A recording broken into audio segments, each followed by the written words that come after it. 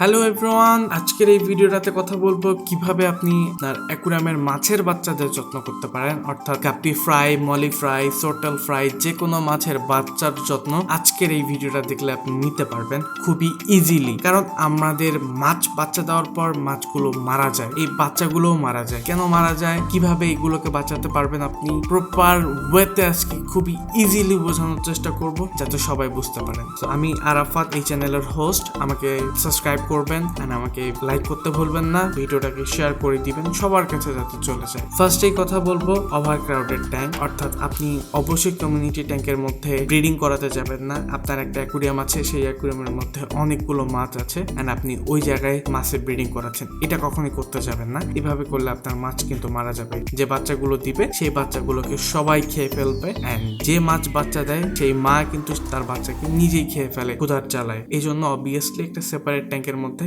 Breeding করবেন। Breeding করার পরে বাচ্চাগুলোকে সেপারেট করে দিবেন মা থেকে। হয়তোবা যে ট্যাঙ্কের মধ্যে বাচ্চা দিয়েছে বাচ্চাগুলোকে সেপারেট করবেন, অথবা যেই ট্যাঙ্কের মধ্যে বাচ্চা দিয়েছে সেই অ্যাকুরিয়ামে যদি অন্য কোনো মাছ থেকে থাকে সেগুলোকে আলাদা করে দিবেন। That it is. আর একটা মাছ কিন্তু প্রায় 20 থেকে 30টা বাচ্চা দেয় মিনিমাম। এন্ড আপনার মাছ যদি একসাথে অনেকগুলো বাচ্চা দিয়ে থাকে এন্ড একসাথে একটা অ্যাকুরিয়ামের মধ্যে অনেকগুলো বাচ্চা আছে, আপনি 60 থেকে 70টা বা 100টা বাচ্চা রেখেছেন কিন্তু অ্যাকুরিয়াম বা জায়গাটা অনেক ছোট, এইরকম যদি জায়গার মধ্যে আপনি ফিশগুলো রেখে থাকেন তাহলে আপনার মাছ অনেক দ্রুত মারা যাবে। হ্যাঁ, আপনি অল্প জায়গার মধ্যেও ব্রিডিং করা সম্ভব, কিন্তু এত অল্প জায়গার মধ্যে অতগুলো মাছ দেওয়াও কিন্তু একটা বোকামি। এইটা কখনোই করবেন না, এটা করলে কিন্তু আপনার মাছ খুবই দ্রুত মারা যাবে। 2 নম্বরের কথা বলবো প্রপার ফুড। এই বাচ্চাগুলা কিন্তু খুবই মাসুম, অর্থাৎ অনেক ক্ষুধার্ত থাকে, এদেরকে প্রপার ওয়েতে খাবার দিতে হবে। আপনি যদি খাবার একদম কম দেন, আপনি খাবার দিচ্ছেনই না, ভাবতেছেন এদের আবার খাবার কি হইতে পারে, তো আপনি খাবার খাওয়া বন্ধ করে দিচ্ছেন, এদের 2 দিন পরে মারা গেছে বা পরের দিনই মারা গেছে। এমনটা হইতে পারে আপনি এত পরিমাণে খাওয়া দিচ্ছেন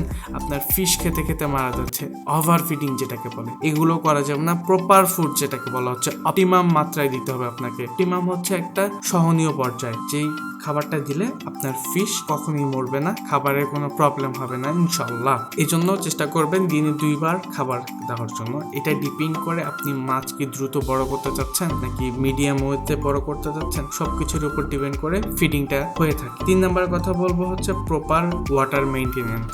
আপনার অ্যাকুরিয়ামের বাচ্চাগুলো যেই ট্যাঙ্কের মধ্যে আছে সেই ট্যাঙ্কের প্রপার ওয়েতে ওয়াটারটা মেইনটেনেন্স করতে হবে, কারণ আপনি ফিডিং করাচ্ছেন এন্ড ফিডিং করালে কিন্তু আপনার ট্যাঙ্ক দ্রুত ময়লা হয়ে যাবে। খাবারগুলো কি খাওয়াচ্ছেন, আপনি যদি রেগুলার খাবার খাওয়িয়ে থাকেন আর বড় মাছগুলোকে যেগুলো খাবার খাওয়ান সেই খাবারগুলো যদি নিজে হাতে গুঁড়ো করে খাওয়ান তাহলে আপনার অ্যাকুরিয়ামটা খুবই দ্রুত ময়লা হয়ে যায়। এই জন্য আপনাকে ওয়াটারটা ক্লিন করতে হবে খুবই খুবই ইম্পর্টেন্ট ভাবে। এটা মাথায় রেখে আপনি ওয়াটারটা মেনটেন করবেন, চেঞ্জ করবেন রেগুলার হয়েছে। অ্যান্ড ওয়াটারের মধ্যে কিন্তু সবকিছু ডিপেন্ড করে, কারণ একটা মাছ পানিতেই বেঁচে থাকে, পানিতেই তার জীবন। পানি ঠান্ডা হলে তাদের শরীর ঠান্ডা, পানি গরম হলে তাদের শরীরও গরম হয়ে যায়। এই জন্য ওয়াটারটাকে প্রপার ওয়েতে মেনটেন করতে হবে আপনাকে। অবশ্যই চেষ্টা করবেন সপ্তাহে 2 বার ওয়াটারটা চেঞ্জ করার জন্য 30% করে, এতে ফিশের কোনো প্রবলেম হবে না।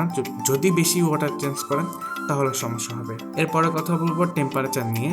যদি শীতকালে আপনার ফিশ বাচ্চা দিয়ে থাকে তাহলে আপনাকে অবশ্যই করে অ্যাকুরিয়ামের মধ্যে হিটার রাখতে হবে, কারণ এই ছোট ছোট বাচ্চা কিন্তু এখনো সার্ভাইভ করার মতো ওই রকম পর্যায়ে যায়নি। এই জন্য অবশ্যই আপনাকে টেম্পারেচারটা মেনটেন করে রাখতে হবে। যদি গরমকাল হয়ে থাকে তাহলে অবশ্যই আপনাকে একটা ভালো অপটিমাম টেম্পারেচারের মধ্যে রাখতে হবে। এমনটা না আপনি একদম প্রচন্ড রোদের মধ্যে ফিশগুলোকে রেখে দিচ্ছেন। Don't do this. সর্বশেষ কথা বলবো হচ্ছে ফিল্টার নিয়ে। ফিল্টার হচ্ছে এমন একটা জিনিস, ফিল্টার সব মাছেরই দরকার হয়, কিন্তু আমরা চেষ্টা করি ফিল্টার না দেওয়ার জন্য, কারণ এটা অনেক বেশি এক্সপেন্সিভ হয়ে যায়। অনেকে আমরা ফিল্টার দেই না এই কারণে। তো এই ছোট ছোট মাছের জন্য কি ফিল্টার লাগবে? ফার্স্ট পিপল বলবো ভুলেও কখনোই ফিল্টার ইউজ করবেন না এই ছোট মাছগুলোর জন্য। ফিল্টার ইউজ করলে সব মাছ আপনার মরতে 1 ঘন্টাও লাগবে না, কারণ ফিল্টারের যে ফ্লো গুলো হয়ে থাকে অনেক বেশি। এই ফ্লোতে আপনার ফিশ পুরো ধুয়ে মুছে নিশ্চিহ্ন হয়ে যাবে। এই জন্য don't do this, filter use করবেন না। আর যদি একান্তই ইউজ করতে চান তাহলে আপনি স্পঞ্জ ফিল্টার ইউজ করবেন, ভুলেও অন্য কোনো ফিল্টার ইউজ করবেন না। আজকের ভিডিওটাতে বলে দিচ্ছি স্পঞ্জ ফিল্টার ইউজ করবেন। আদারওয়াইজ অন্য কোনো ফিল্টার ইউজ করবেন নয়াকারে না। তো এই বিষয়গুলো যদি মেনটেন করেন তাহলে আপনার ফিশ কখনোই মরবে না, ফিশ দ্রুত বড় হবে। কিভাবে এই মাছের বাচ্চাগুলো দ্রুত বড় করা যায় এই নিয়ে যদি ভিডিও চান আমাকে জানাতে পারেন কমেন্ট বক্সে, ইনশাল্লাহ আমি চেষ্টা করব।